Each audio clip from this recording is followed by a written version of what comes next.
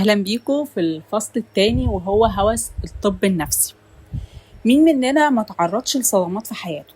صدمات اقتصادية بسبب انك تعرضت للطرد من وظيفتك، أو حتى تساقل أعباء الحياة عليك، أو الشروط المتصاعدة اللي بتجري وراك يوم ورا يوم في سوق العمل، زي ان النهاردة لا لازم يبقى معاك لغة كويسة، لازم تبقى واخد شهادة مش عارفة ايه، لا. او صدمات عاطفية بقى، سواء انفصال، خطوبة، طلاق، جواز، صدمات من افراد عيلتك، صدمة ورث، صدمة خلاف عائلي، اصدقاء، حد كنت بتعتبره اخ وما طلعش كده، وطلع وخان العشرة وما بقاش عليها. مختلف بقى الانواع بتاعت الصدمات دي كلها، لكن اكيد كلنا اتعرضنا للهزات النفسية القوية دي اللي حسينا فيها من جوانا ان احنا فشلنا في الاستيعاب، فشلنا ان احنا نقدر نفكر ونستوعب اللي احنا مرينا بيه. الصدمات اللي هي عبارة عن جزء لا يتجزأ من حياة اي بني ادم على وجه الارض، تقلبات الحياة والصعود والهبوط والمد والجذب والارتقاء والانتكاس والتعافي، وكل الكلام ده طبيعي. عشان كده سيدنا محمد بيقول صلى الله عليه وسلم: لكل عمل شرة ولكل شرة فترة، فمن كانت فطرته إلى سنتي فقد أفلح، ومن كانت إلى غير ذلك فقد هلك. ابن القيم رحمة الله عليه بيعلق على هذا الحديث بيقول: كل مجد في طلب شيء لابد أن يعرض له وقفة وفتور. يعني أي حاجة أنت بتعملها في الحياة لازم هيجي عليك وقت هتحس فيه بالفتور، هتحس فيه بالإحباط، هتحس فيه ان انت ما عندكش طاقة تكمل، ان انت خلاص طاقتك خلصت. ولذلك فكما أن النفس لها نشاطها ولها فتورها ولها همتها وكسلها وإعراضها وإقدامها، فإن الحياة أيضا لها أحزانها وأفراحها ويسرها وعسرها والسراء والضراء. ومن هنا فالتقلبات المزاجية والصدمات الحياتية والظروف المعيشية الطبيعية بتملى علينا أوقات مجموعة من الضغوطات اللي احنا بنستجيب لها، أوقات بالحزن، أوقات بالقلق، أوقات بالتوتر. وكل ده بقى على حسب مقاومة كل شخص فينا ومرونته النفسية، هي اللي بتأثر عليه سواء بالسلب أو بالإيجاب، هي اللي بتخلي الفترات دي تطول أو تقصر. لكن حاليا بقت جولة سريعة على وسائل التواصل الاجتماعي بتبين لنا إن في اتجاه بيتضاعف يوم ورا يوم، وهو الاتجاه اللي بيحصر كل وسائل استعادة الاتزان النفسي في وسيلة واحدة بس، وهي زيارة الأطباء النفسيين. يعني بدل ما كان انت ممكن تستعيد توازنك النفسي ده من الصدمة او الحاجات اللي احنا قلنا ان هي كده كده طبيعية وجزء من الحياة، بدل ما بتستعيدها من خلال ان انت تتمشى او تلعب رياضة او تشوف صديق مقرب ليك تقعد تتكلم معاه وتخرج فيه الطاقة اللي عندك دي، وتخرج الحزن اللي جواك ده وتشاركه وتقسمه مع حد من الناس المقربة ليك، او حتى ان انت تقعد قعدة عائلية مع اهلك فتبقى مبسوط وسطهم، فتحس بأنس وبألفة وبدفى وسطهم، فيهون عليك المشاكل اللي انت بتمر بيها او الضغط النفسي اللي انت بتمر بيه، فتبقى قادر ان انت تستعيد التوازن النفسي ده. لا، السوشيال ميديا حاليا بتسوق لاتجاه واحد بس، وهو ان انت عايز تبقى كويس، عايز تتزن نفسيا، يلا بينا نروح للطب النفسي. سنة 1980 صدر نسخة للدليل الثالث اللي بيشمل تعريف اضطراب ما بعد الصدمة، وهو أول إصابة للصدمة بيتم تعريفها في الطب النفسي بلا أي ضرر مادي يصاحبها، والأعراض كانت ظاهرة في شكل ضيق وحزن من جميع الناس وخارجة عن نطاق الخبرة البشرية. والدليل ده ما كانش متساب على الغارب كده ان يكون كل حد يتعامل معاه كمعيار ذاتي ويشوف ان هو لا انا عندي اضطراب ما بعد الصدمة او الكلام ده. لا، الدليل ده كان محدد بظروف معينة زي الحرب والاغتصاب والتعذيب، كل دي حاجات بتخلي الإنسان ينسحب من الحياة أصلا، وبيتم تشخيصه باضطراب ما بعد الصدمة.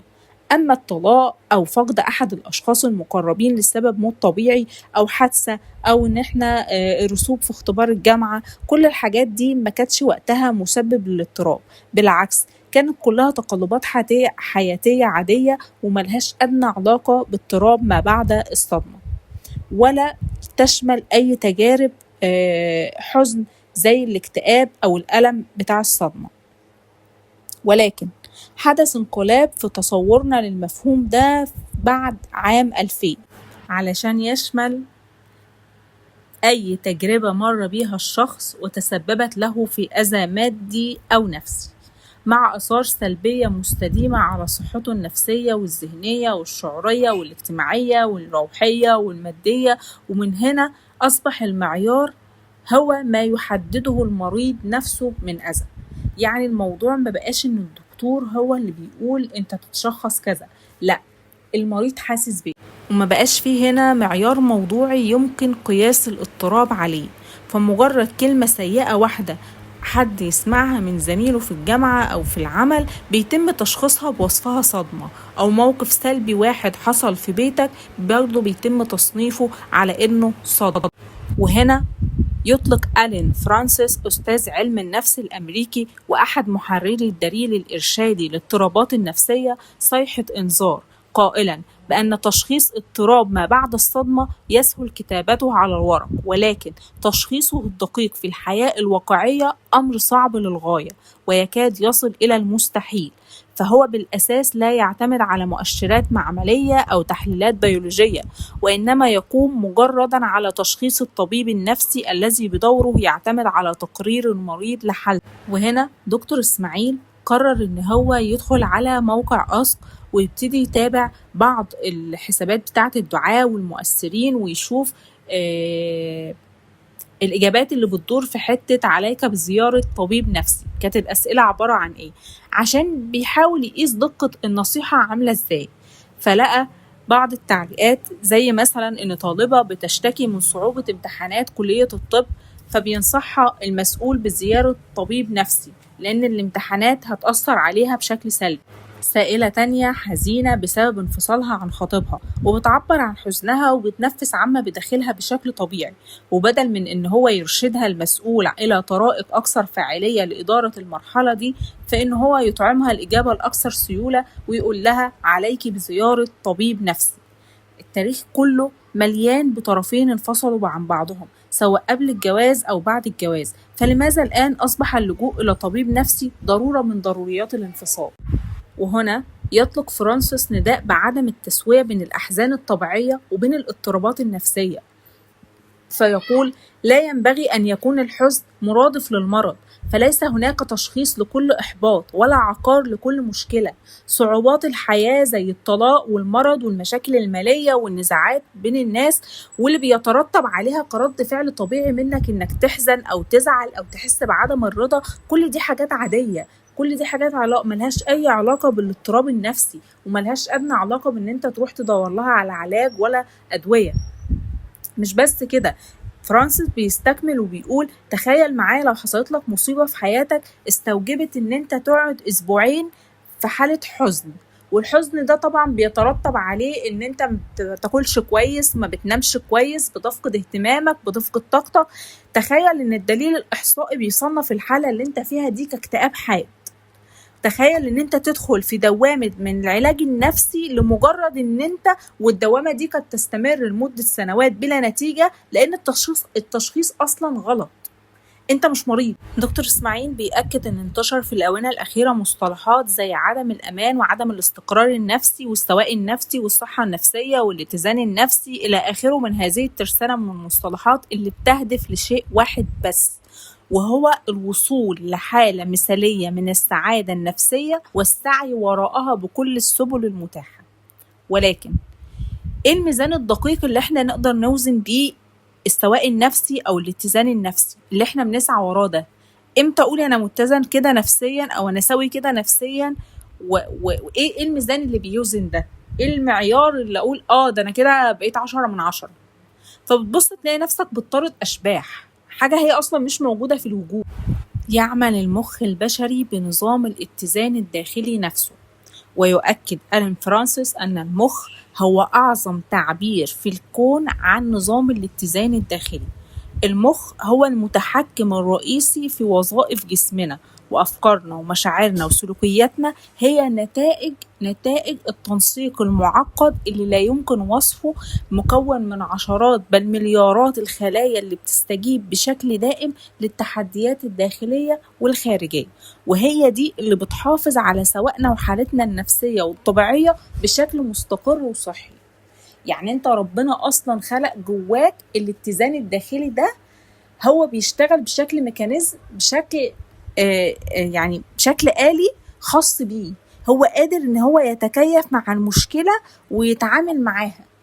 فانت مش محتاج ان انت تتدخل وتروح لدكاترة وعلاج وتشخيص. وانا هنا مش ضد الطب النفسي ومش بقول ان مفيش امراض نفسية، ولكن احنا هنا بنتكلم عن الحالة اللي بقى العالم كله بيجري فيها، او الوطن العربي عندنا حاليا بيجري في اتجاهها.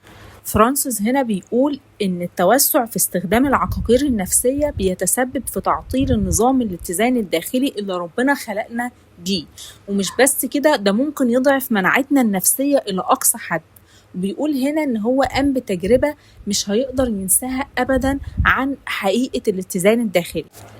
فرانسيس بيقول إن قبل وجود أي علاجات فعالة لمرض نقص المناعة كان في مجموعتين، مجموعة تلقت خبر إصابتها بالمرض وده دخلهم في حالة نفسية من الحزن والقلق بشكل مش طبيعي، والمجموعة التانية اللي اتبلغت إن هي مش مصابة بالمرض ده، وده دخلهم في حالة نفسية من السعادة، ووصلت حالتهم النفسية للسماء من فرط السعادة والراحة.